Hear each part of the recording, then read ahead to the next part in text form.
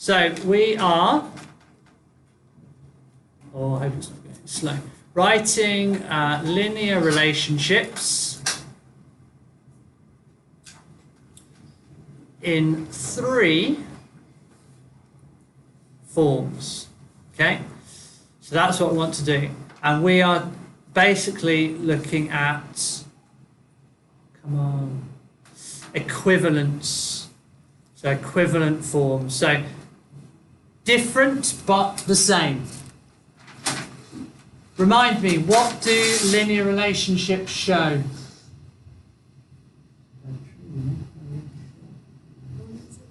What do linear relationships show? Pardon? Constant change. What does gradient show me?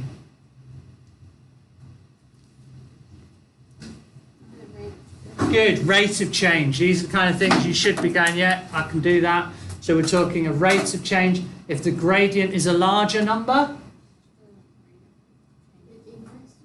the rate of change is higher. Yeah? Give me an example of a rate of change of something.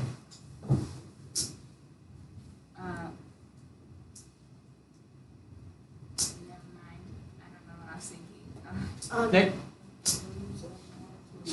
So what would the rate of change be that we'd be talking about? Amount of water in seconds. So the change in the amount of water in some amount of time. So what would water be measured in? Liters. Litres per seconds. Yeah, or hour. Litres per hour, litres per second, whatever. Okay? If you're filling up a swimming pool, you might be doing gallons per second, or depending on how much water and what measurement you're using. There is a rate of change of distance with time is called what? The change of distance with time, the rate of change of distance with time, has got a special name, which you all know, especially if you're doing science. We've not mentioned it yet, but what is the change of distance in a certain amount of time called? The rate of change of distance with a speed, isn't it? Speed. That's pretty fast on that attention.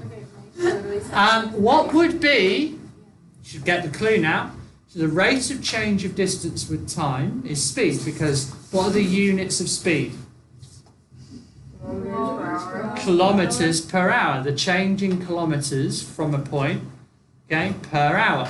What is the rate of change of speed with time called? What? I don't know. Can you say that again? What is the rate of change of speed with respect to time called? Come on, it's obvious what I'm talking about.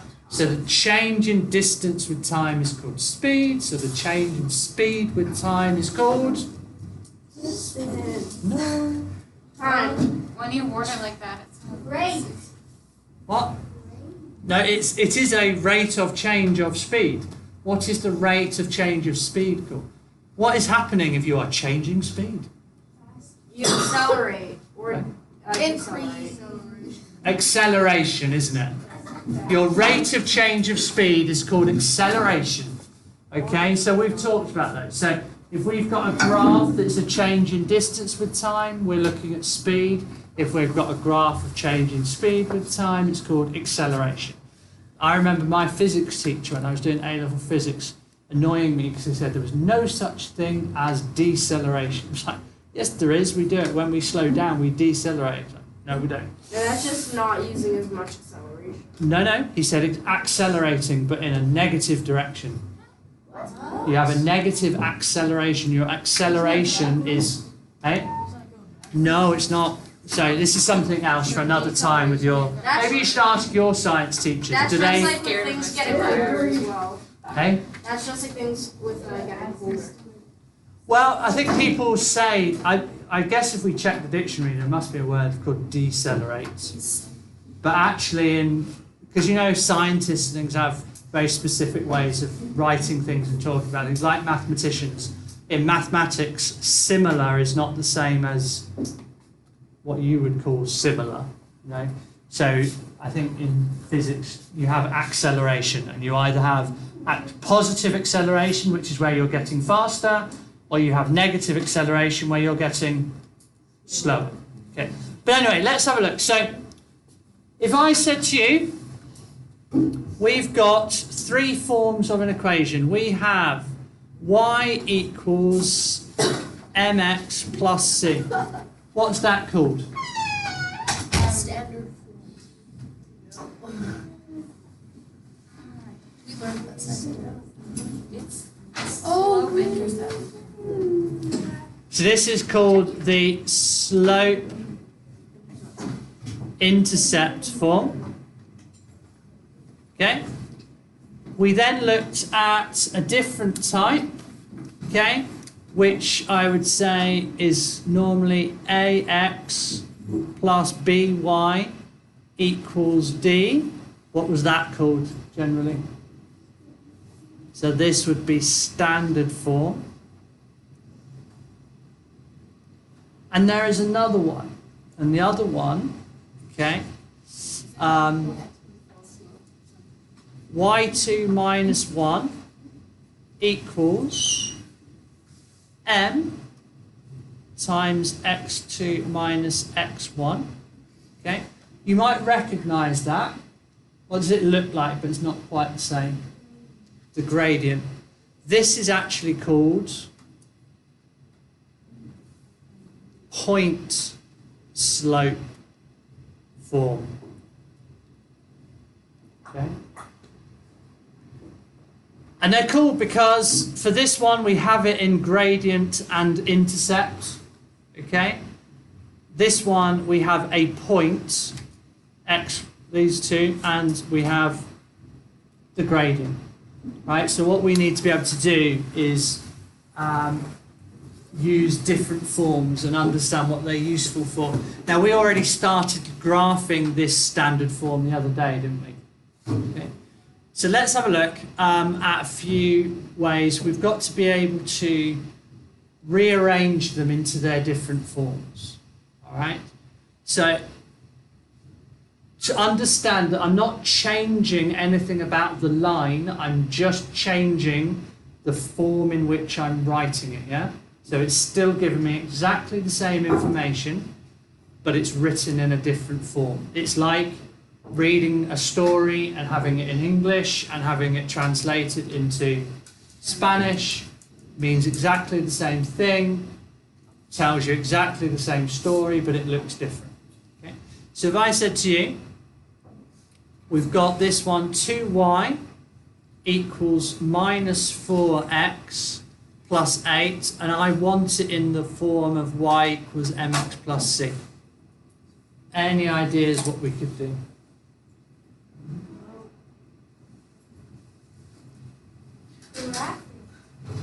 Don't want to have to graph it. We could, but that's not going to give it in the other form. It will show us the line. Yeah. We're actually using the algebra skills that we were doing in the previous unit. Cancel it. Okay, go on then. Divide the y by 2 and divide the x equation by 2. Yeah, divide both sides by 2, don't we?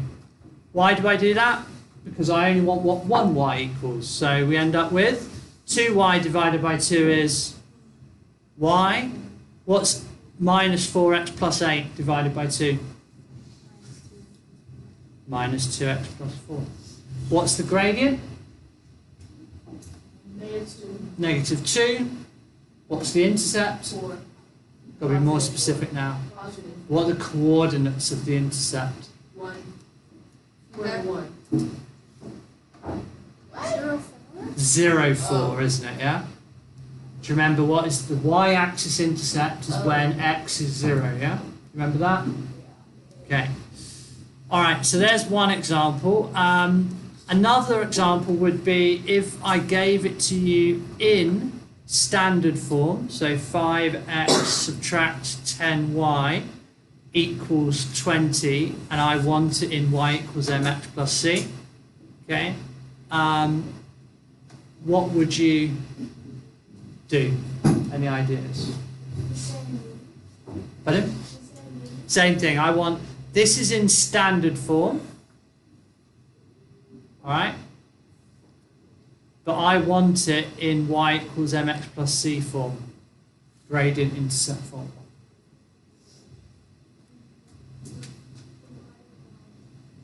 Divided by negative 10. And what would be your reason for that?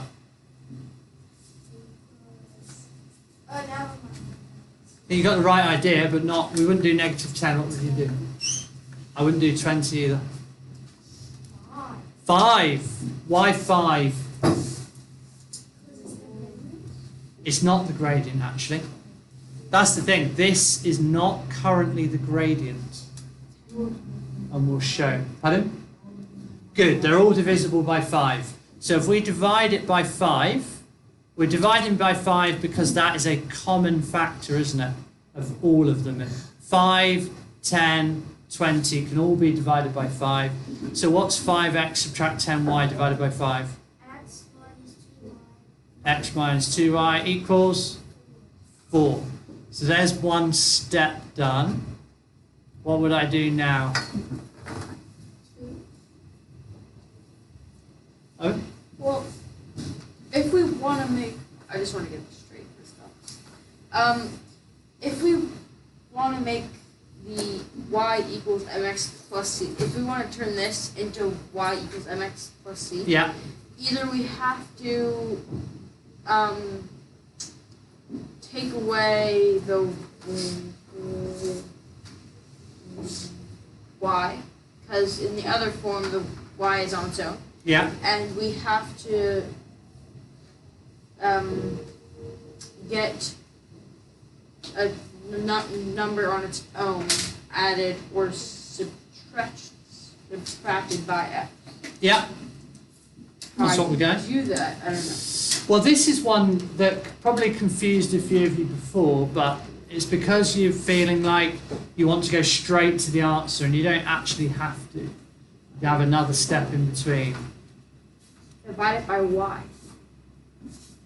I don't want to do that. That would make a mess. I'll show you why. If we divide by y, I get 4 divided by y. Divide by y, I actually get, don't write this down by the way, you can see it, x divided by y minus 2 equals 4 divided by y. Now I've got 2 y's, and they're both denominators of a fraction, and that's not very nice. So, dividing by y is not the ideal step. I mean, you can, but it doesn't get me where I want to go. Alright? So any ideas what we could do?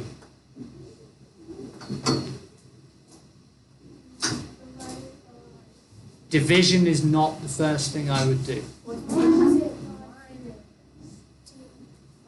Minus what? X. You could minus x if you wanted to. It's not what I would do, but you can.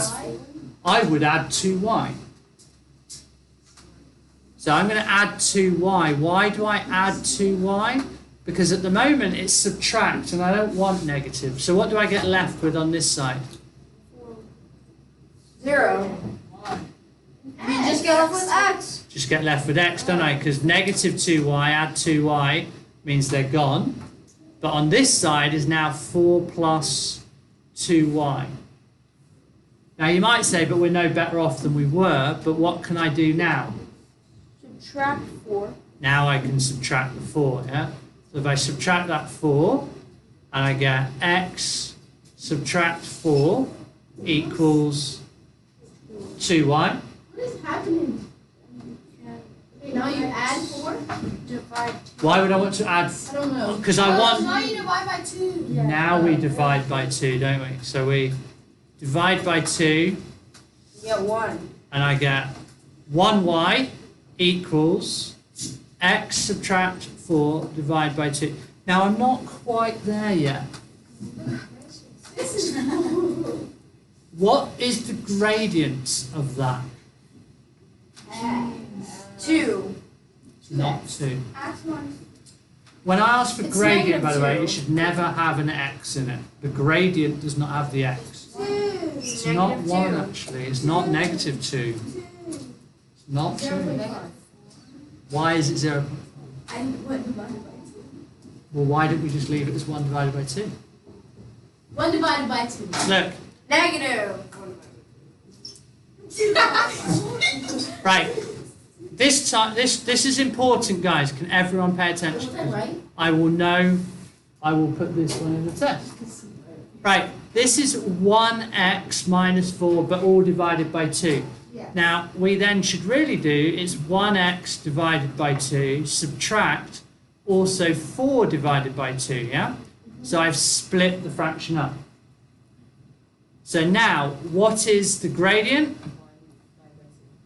Yeah, so I've got 1/2 x, and it's minus, 4. which is 2. So the gradient is, as you said, a half. Okay?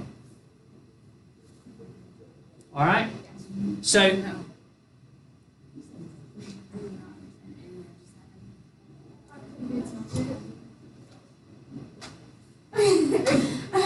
I just. all right? Wait. It's not even funny. But if x is any point on the graph, let's say it's 6, for example. Yeah, 6 divided by 2 is 3. yeah. It's not a half. I don't get that at all. Why would it be a half then? Because gradient is 1/2. Yeah, Oh, but what wait, does... That's what it changes by, isn't it? That's why I keep saying, what does gradient mean? It means it changes. So as I go up 1 in the x, the y only goes up by... So if I could ask you, ladies and gentlemen, what would this equation mean in terms of a real-world example? Say more than one word for this Okay, one, right? So. So what does the gradient mean, Nick?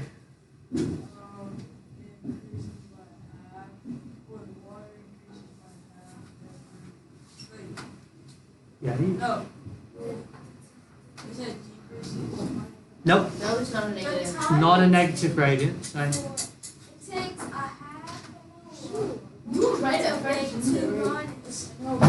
Water goes up half the inch. Oh. okay, I'll go with that. The water goes up 1/2 inch every minute. Or another way is the rise over run thing. The water goes up 1 inch every 2 minutes or 2 seconds. Yeah. Either way means exactly the same thing. Do you all get that? 1/2 an inch a minute, 1 minute, or 1 inch every 2 minutes. So you can interpret it however you like. What does the -2 mean? It's increasing. No. Oh, it started with a negative. Do you remember that's what we... do that? Well, maybe there's a watermark that's a minimum amount and we're actually below it. There could still be water in, but we're below it. So, for instance, what we could be looking at... Do you remember what this would be called? We talked about it last lesson.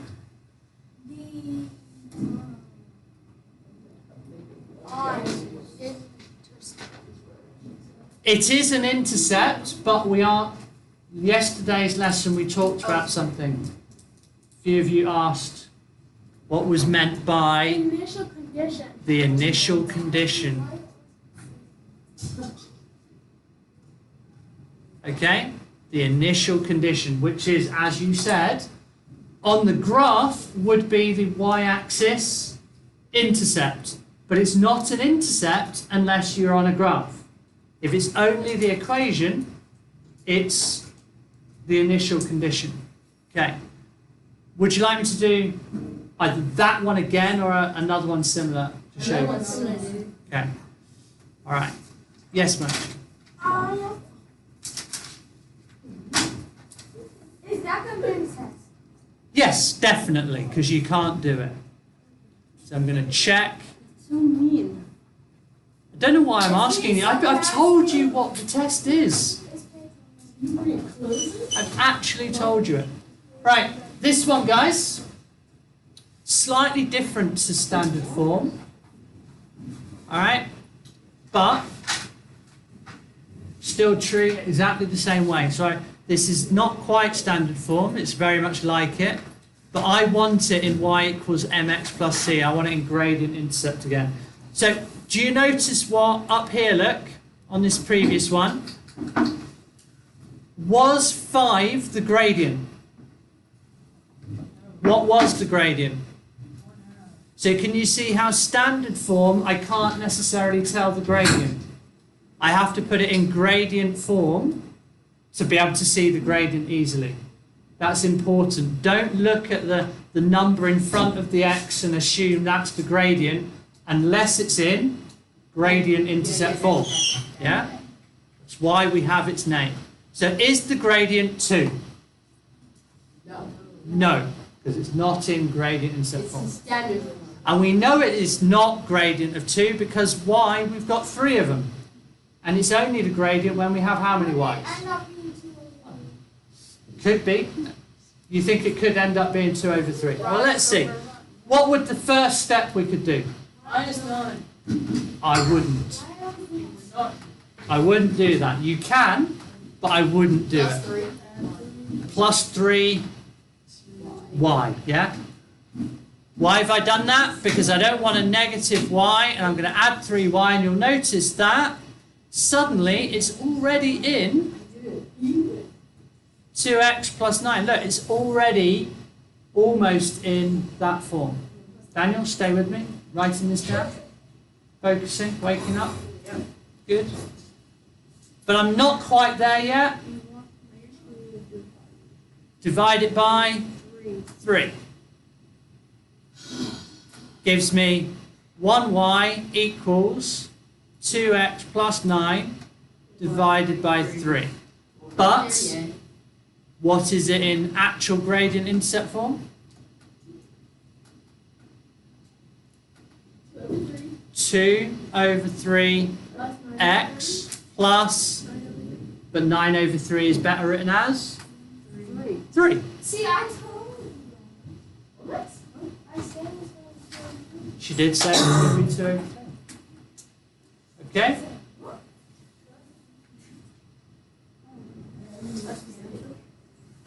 That's your final answer. 2 over 3x plus 3.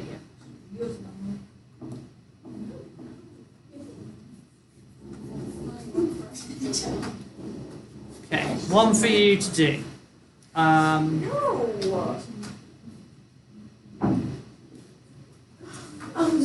Guys?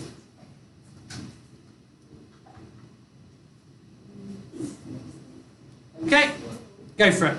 A quick look. So the first step would be subtract the 6x. That leaves you with just the 4y, yeah? Yes. People. Okay.